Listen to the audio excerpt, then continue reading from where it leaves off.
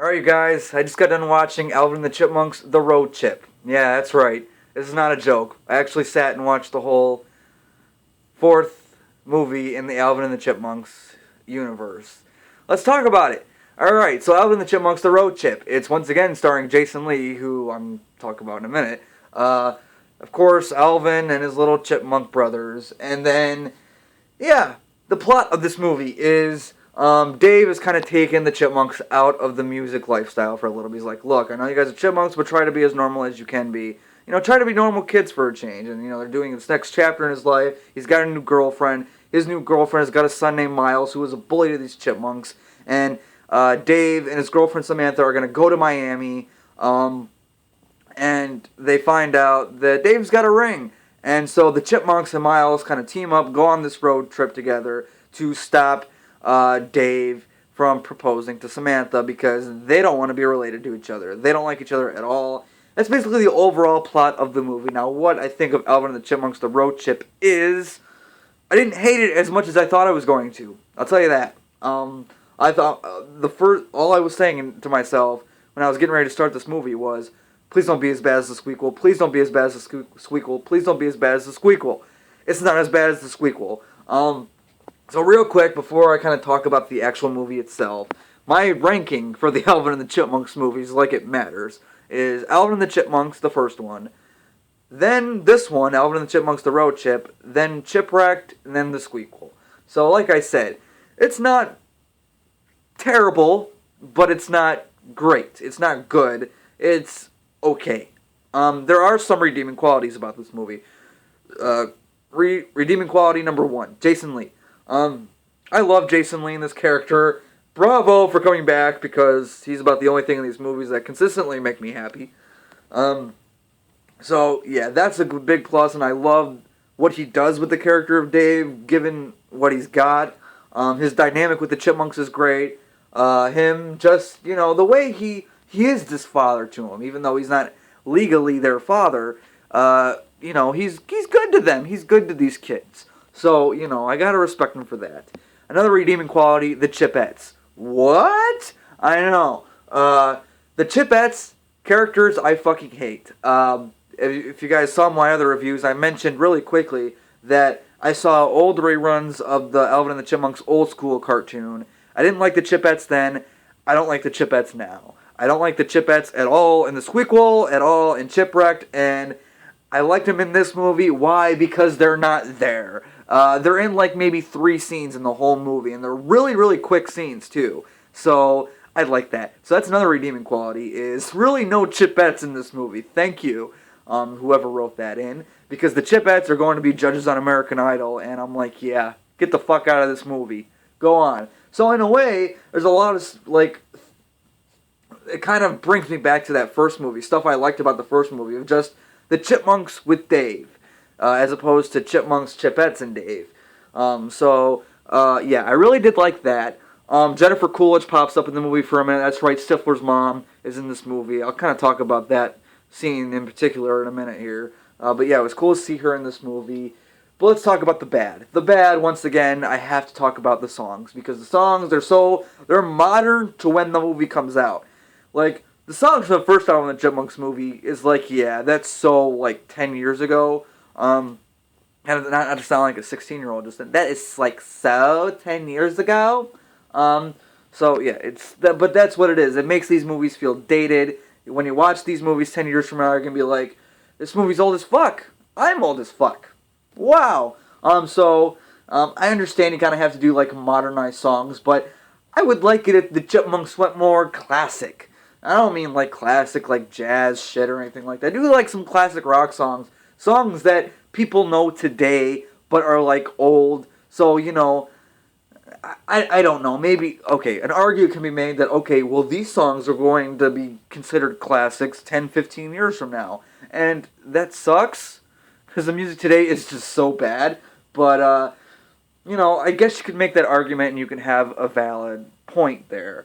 So, whatever, do what you gotta do. The character of Miles, didn't really like him at all. You all know how this movie's gonna end. Spoilers. Yeah, if you guys are watching this review and you really genuinely care about spoilers for this movie, I would just watch this video later after you've seen the movie. But for the most people out there who don't really care about Alvin and the Chipmunks spoilers, let's talk about this thing. Y'all know how the movie's gonna end, right? Miles and the Chipmunks are gonna hate each other throughout the movie. Then by the end, they're gonna be like, yeah, we like you now because we spent all this quality time together. We've bonded and we became friends and stuff like that. It ends like that, and I guess you're supposed to, as the audience, you're supposed to hate Miles at first and then go on the journey with the Chipmunks and, like Miles at the end. I still didn't like Miles at the end of the movie. But that's what happens. That's all I'm going to say.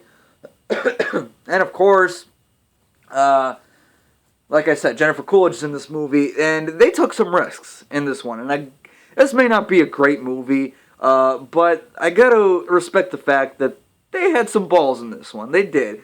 Because towards the beginning of the movie, when they're getting ready to leave on their trip, because Jennifer Coolidge is like the next door neighbor who's supposed to be checking in on the Chipmunks while Dave is in Miami. And while they're getting ready to leave, they're like, well, how do we get around that? And what do? Alvin drugs fucking squirrels. That's right. He drugs them. This is not a joke. He actually drugged squirrels, put them in the Alvin and the Chipmunk sweaters that they had on their Alvin and the Chipmunk dolls, and he put them on the squirrels, and they're like, yeah, she'll never know the difference, because she's supposed to be a smart character, right? She's hot, but she's not a smart character. She's not. But luckily, she's not in the movie too much. So, yeah. Like I said, the whole trip itself, there's this whole air marshal guy who's chasing them the whole thing. They get themselves on the no-fly list thanks to Theodore shenanigans. I'll talk about Theodore in a minute. Yeah, he's kind of chasing them. I didn't care for all that. Like, I thought the movie could have done without that whole subplot. But I mean, you have to have a bad guy in this movie. But we can't bring Ian back for some reason. Like, David Cross decided, he's like, no, I did 3 of these movies. I'm done with the Chipmunks movies. Yeah, I don't need to come back. So, you need a new bad guy. Who's the new bad guy going to be? This air marshal. And just, like, he's not really that likable of a guy. Like, there's really nothing, like, kind of do, like, this whole sob story where you're supposed to feel bad for him, and you don't care. They do the same thing with Miles, too. Don't worry, I'm not dying.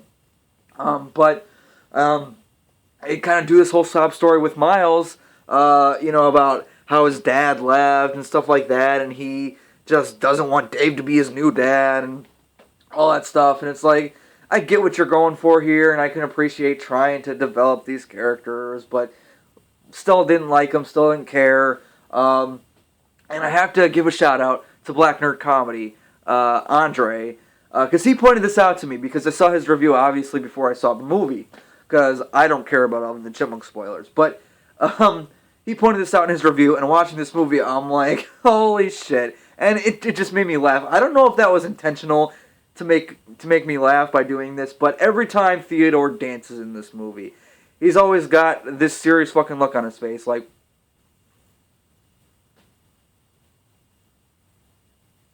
I'm like, alright then.